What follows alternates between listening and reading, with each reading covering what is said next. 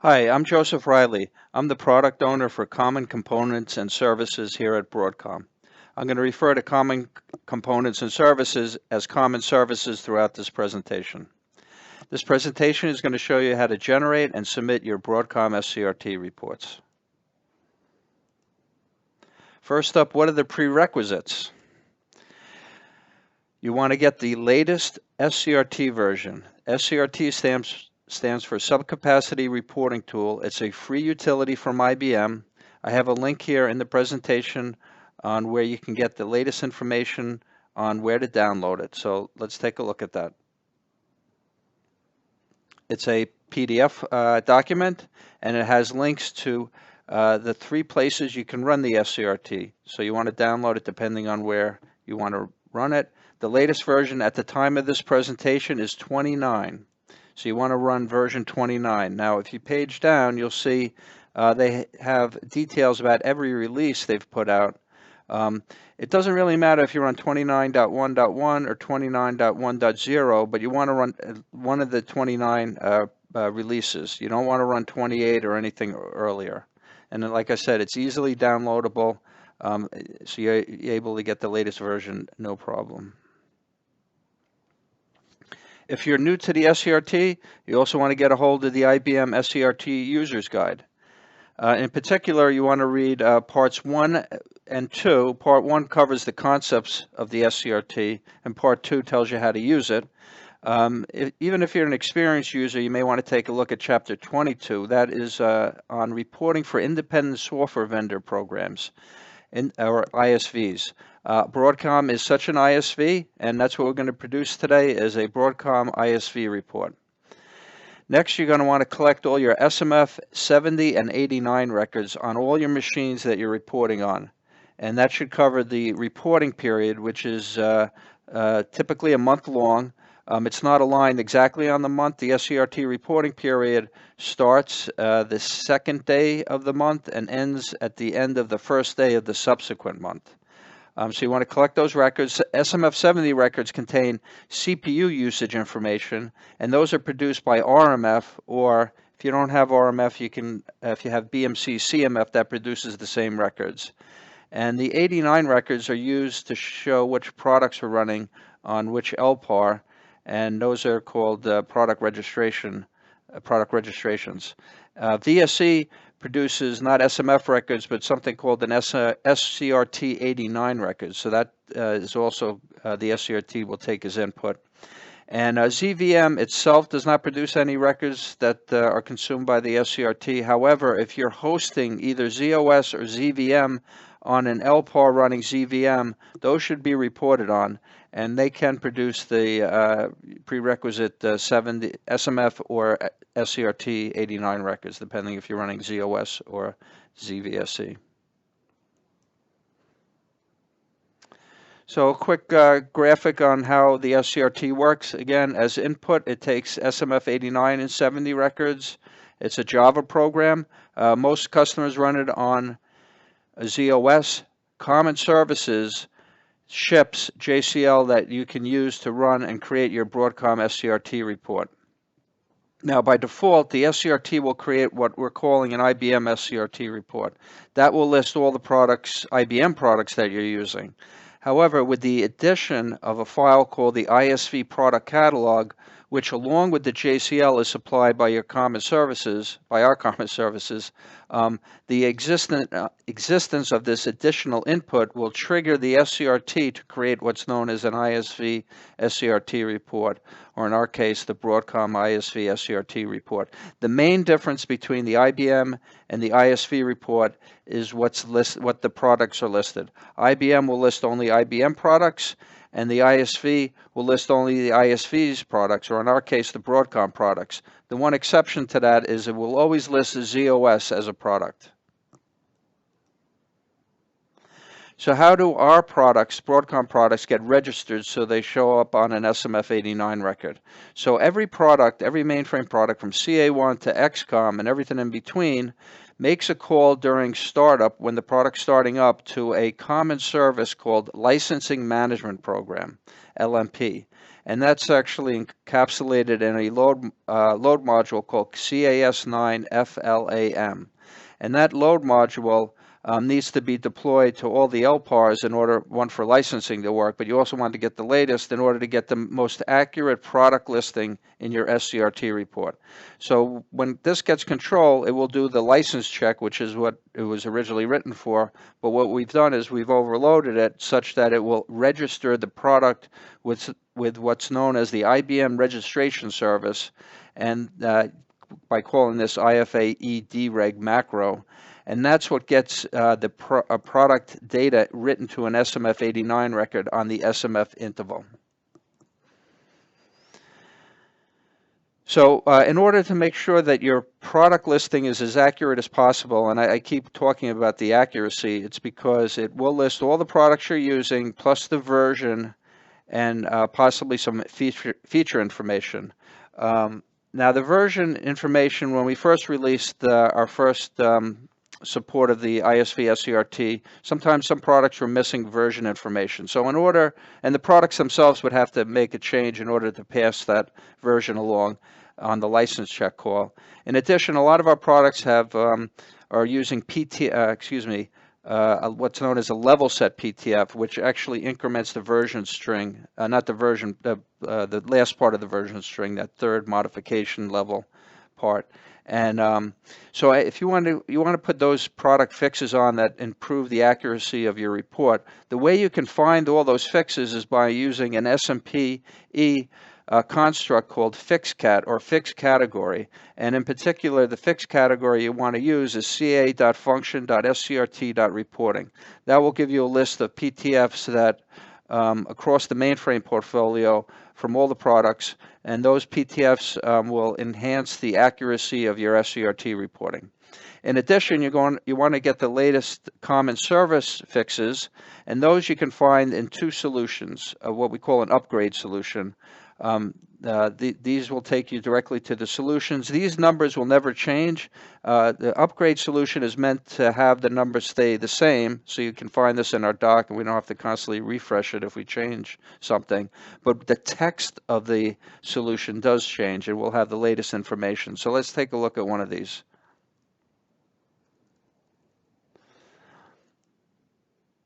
This is the SCRT manual. So this is one of the upgrade solutions. If you look, it tells you how to deploy and get those load modules that are part of some of the fixes out to your deployed to all your LPARs and activated. Then it will list all the PTFs you need, and you see there, a few PTFs listed here. You only really need to apply the latest one, because the way we did this is each fix will prereq the previous fixes. So by applying the latest fix, SMPE will figure out what prereqs you might be missing, and will apply those as well. Now, at the time of this presentation, this is the latest, but this may change by the time you view this. So again, I would go directly to the upgrade solution to get the latest and not rely strictly on this presentation. So what happens if you've just been told, hey, you have to submit these reports as per a contractual obligation because you just renewed with Broadcom? And, we know that in some sites it does take time to deploy to all the LPARs, new maintenance. You may have strict change control about when things can change. Does that mean you can skip sending us reports? No, it does not. You should still produce reports. They may not have the most accurate product listing, but they still are valuable, and most of the report is accurate and therefore should be created and submitted. What happens if you're so back-leveled on maintenance, on common service maintenance, that you don't even have the JCL and XML product catalog that we ship? In that case, you can call support and we can supply it to you out of pocket, that is outside of SMPE control, and you can use what we give you, strictly the JCL and XML file, to create the Broadcom SCRT report. Again, it may not be 100% accurate, and we urge you to plan to upgrade all your LPARs with the latest maintenance so you get the most accurate listing. And especially if you're running so back-leveled that you're not on our GA release, which is currently for Common Services 15.0, you should strongly consider upgrading at your earliest convenience, because the previous releases, especially 14.1, is no longer supported. It hasn't been supported for over 2 years at this point. And as you know, running unsupported software is risky. And what if you're so back-leveled on the operating system that you don't even have Java, or you don't have the right level of Java to execute the SCRT? In that case, you can still create the SCRT report via running it on Windows or Linux. In that case, you just need the same SMF data, and you can take the ISV product catalog either from the mainframe and FTP it over to the box you're going to run the utility on, or you can call support like we mentioned to get the file.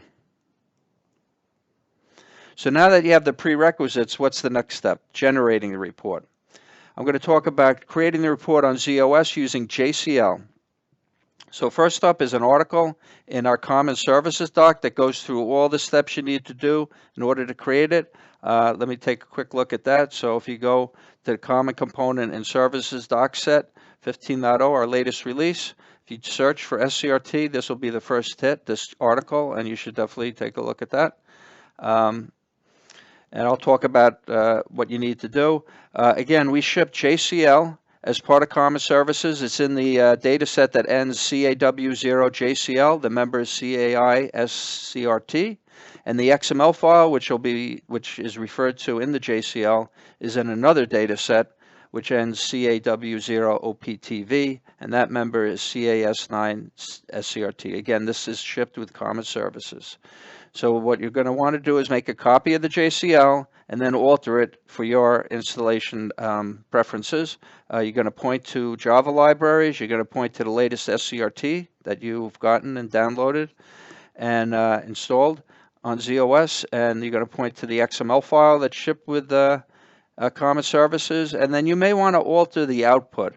The reason you may want to do that is by default the output is a PDS file where every machine, the way the SCRT works is it creates one report per CPC, and if you have many machines, you're going to get a lot of members in that PDS, and it might be a little cumbersome working with a lot of reports as individual files. What you can do is you can alter the JCL by just changing the space parameter on the output file to delete the directory number of directories that you want, and that creates a sequential file, in which case the file will contain all the reports concatenated together. We refer to that as a concatenated report file, and that can be uploaded, that single file, to our website, which I'll talk about later. Therefore, just being a little easier to work with instead of many files, depending again on how many machines you have. So we do ship JCL. I know some people say, hey, I already submit reports for IBM. Why can't I just use that JCL? So there are some differences. I'm going to point it out. And also, I want to point out differences if you're not running the latest JCL from Common Services. You may have a parameter that is either no longer required or actually we don't accept any longer. So I want to point that out. So the first one, there's various inputs to the SCRT. In this case, we're going to talk about the special parameters. There's a special DD statement, in which case actually you don't need to specify anything, and some of them should be avoided. The first one, report time equals UTC time. That used to be a requirement for MCL customers. MCL stands for Mainframe Consumption Licensing. It's our subcapacity contract model. So if you're an MCL customer, you no longer have to use this parameter. Our original JCL actually had this parameter active, ISV show containers. Now that should not be specified, so you should either comment it out if you have it in your JCL or delete it altogether. That would show IBM containers in the report, and to be honest, we don't, it's an IBM construct and it has to do with IBM pricing and really nothing to do with Broadcom requirements, so that should not be specified. If you do specify it and try to submit the report, it will be rejected.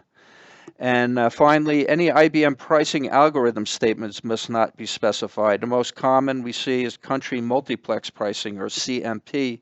That, again, is an IBM pricing model. It does not apply to Broadcom or its requirements. I know it's convenient because it does create a single file for many machines, but again, if you want a single file for many machines, you can simply use the concatenated report file by altering the JCL like I mentioned in the previous slide. The no 89 input, so there's a no 89 DD statement that IBM uses to track product usage for products that don't register such that they get on an SMF89 record. For Broadcom products, all of our products get on an SMF89 record, so this input is essentially empty. You don't have to specify anything, and you shouldn't specify anything. If you have IBM products in there, you should take them out. So now that you've created, well, before we do that, let me take a quick look at some of the JCL that I'm referring to. So this is the JCL with the parameters not substituted. So when you alter the JCL, you're going to be changing these parameters and putting in values that are unique to your installation.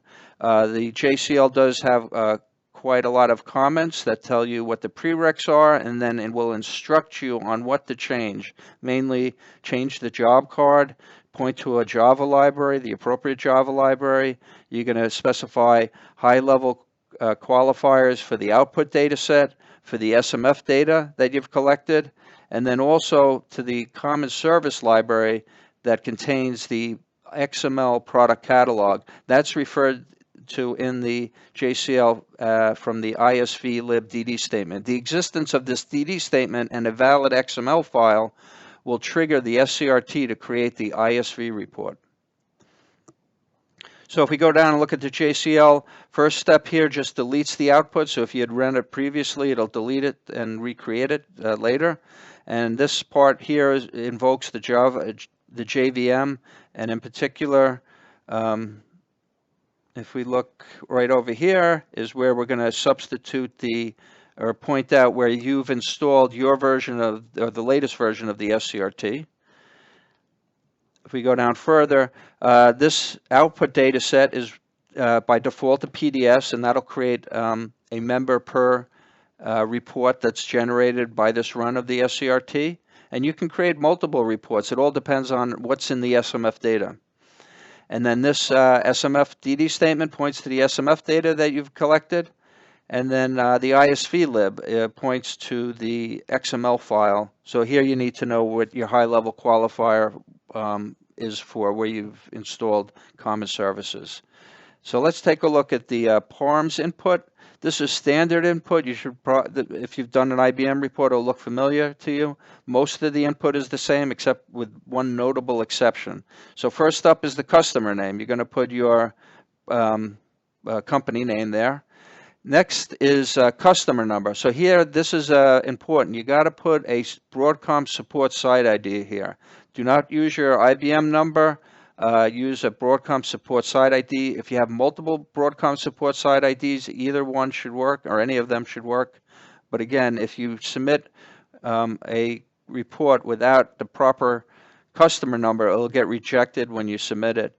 And if you do generate a report with the wrong customer number and try to change it in the report after it's generated, that's going to cause the report to fail validation. So you don't want to do that. You have to change, you have to get the number right as input to the SCRT.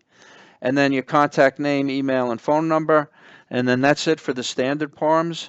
The special PARM DD statement, I mentioned here, everything's commented out. There's nothing you need to specify there. And then finally, the no 89 input is the same. It's all empty. So you don't need to specify anything for that input. All right. After you run that, you've created the reports. Now you're going to submit it to the website. So the website is called Broadcom SCRT Report Management, and it's at scrt.broadcom.com. And I have a link to instructions that tell you how to successfully access the site. So let's take a look at that. It's part of a whole doc set. So we actually have a whole doc set in where we keep our product doc for navigating the website. It's called Broadcom SCRT Report Management, and I'll actually mention it again later. So this section here tells you how to get on the site and what you have to do to access it.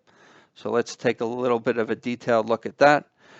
First up, you need to be an enterprise user. So let me just back up and explain. In order to access the SCRT Broadcom.com website, you should first go to support.broadcom.com and log on to the support site. And if you don't have a logon, you register. And if you're not an enterprise user, you're going to need to be. So if you're not an enterprise user and then you go to the SCRT website, you're going to be presented with this screen, which means you're going to have to click here and fill out a profile. So what does that mean to fill out the profile? It will ask you two questions: what your site ID is and what your phone number is, and then you submit that. Again, you really need to know your Broadcom support site ID, because that's, as you've noticed, I've used that a few places throughout the process, mainly the customer number and then accessing the support site and the SCRT website. So after you submitted this, what's going to happen is you're going to get this screen saying it's pending approval. Now, in some cases, it'll be approved automatically right away. In some cases, it may take a day or two. If you want to check the status, you can click this link here, and this will tell you if it's pending or whether you've been accepted. So once you're an enterprise user, now you're going to be able to go to the website and access it. Very important note: the first the first person from your company to access the SCRT website, the first enterprise user, will automatically become the SCRT account administrator. There should be at least one SCRT account administrator per account or per company, and I'll explain what they do in a couple of slides, but again, the first person becomes the account administrator by default. And there, again, you need to put in your Broadcom support site ID. So what is the Broadcom, the SCRT account administrator? So what they do is they basically add users from the rest of the company to the SCRT site. So by default, and the reason being that, say you have a large company with, you have 100 employees that are all accessing the support site because they're using our mainframe products. Or maybe they're using our non-mainframe products, but they all have support IDs. You may not want all of them to have access to the SCRT reports. You may want to limit that to just a subset of the employees, in which case that's what the SCRT account administrator does. What they do is they add or grant access to other company employees. So by default, only the first person to get to the site will become the administrator, and then after that, everyone has to be granted access by that account administrator. The account administrator can also promote other employees to become administrators themselves, so they're not the only ones handling any of the administrative duties. And that's really all an administrator does, is just grant access to other people within the company to the SCRT site. And what that means is you can view and submit reports, or you can elevate or grant access to someone to make them an admin as well. And that's the extent of what you need to do when you're an administrator. So if you are, say you have you're the first person, you're not the first person. The first person already got there, they're the account administrator. You're the second person. You're going to be presented with a screen on the left here that says, hey, it's restricted and you need to be approved by the SCRT account administrator for your account. What you do is you fill out this form, which sends an email to every account administrator for your company. And then over here you'll see, after you submit the form, it'll tell you who those people are, so that if you need to go bug them and say, hey, please approve me so I can submit my reports, that's you'll know who they are. And the administrator, when someone requests access to the site, will get an email like this. Also, that within the site there's a place where you can list pending people that have asked for access. So now that you're on the site, what happens is you're going to see a bar. This is the top part of the page, and what you see depends on two things. One is, are you an MCL customer? So I mentioned MCL previously, and MCL stands for Mainframe Consumption Licensing. So only if you're an MCL customer will you see this overview tab, and that tab will display a page that shows your consumption numbers versus the baseline over a period of time. And of course, as you know, the billing is based on that. So that's what the overview gives you. And we've recently added the ability to export data from the overview. So you can put that in a spreadsheet and take a look at it. And these other two tabs, Sites and SCRT User Administration, that's only for SCRT account administrators. So if you're just a normal user that's not MCL and not an admin, you're going to see Get It Started, Repository, and Additional Mainframe Reporting only. And additional mainframe reporting is not for submitting SCRT reports. It's for submitting any kind of other documentation that the business has asked you to submit in regards to your requirements.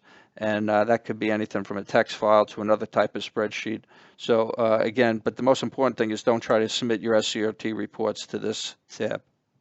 Where you're going to submit your reports is to the Repository tab, and I'm going to show that in 1 second.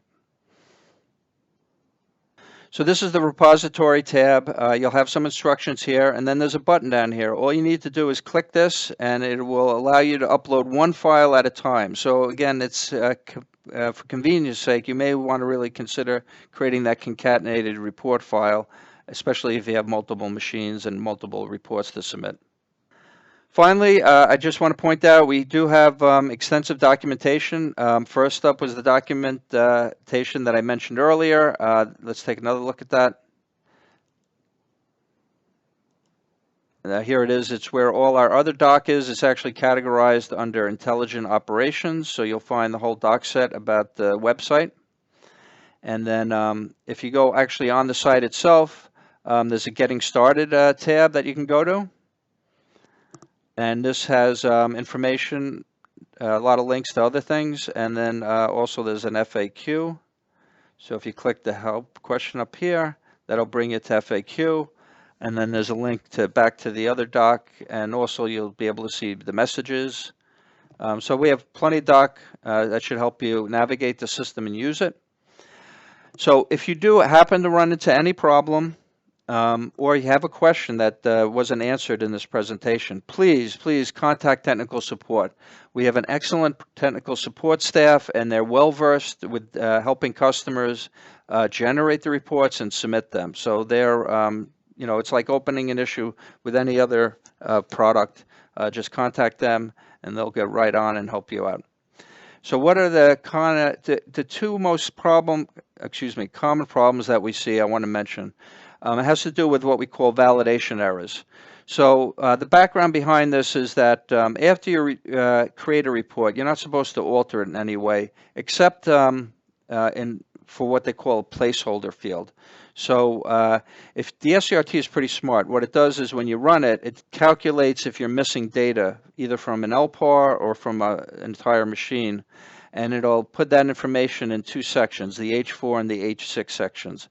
And if the missing data goes over a certain threshold, it will populate a cell within the report with what they call a placeholder field, which is an open paren, the text required, close paren.